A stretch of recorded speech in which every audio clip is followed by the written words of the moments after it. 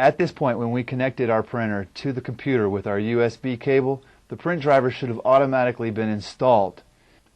To check this, go to the Start button on your taskbar, choose Printers and Faxes,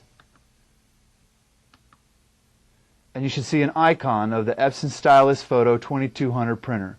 If you don't, one has been provided for you in the back of your manual on CD-ROM. Right-click on your printer driver icon, choose Printing Preferences from the drop-down.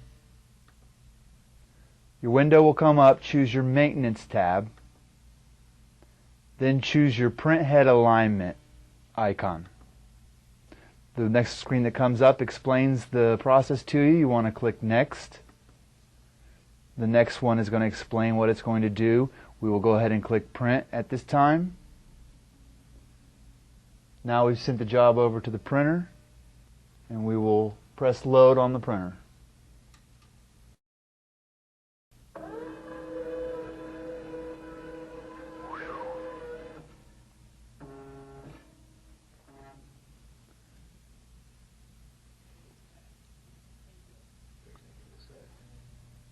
After you have your printed alignment sheet, find the number under column number 1 and number 2 for the most vertically aligned patterns.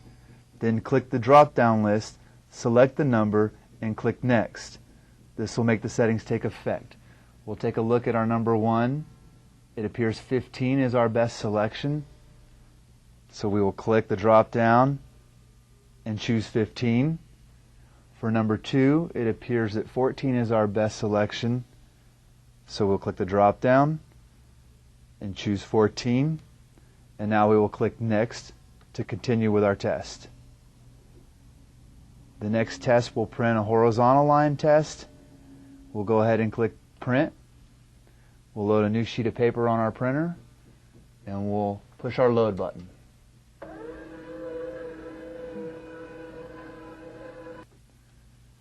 Once you have your next alignment sheet, find the pattern with no dark or light band. Select the number that corresponds to that pattern from the list below and click Next. You basically don't want to see a white gap or an overlapped line from the two blocks. On here, our best one looks to be 7, so we will choose 7 and click Next. Now again, we'll load another piece of paper.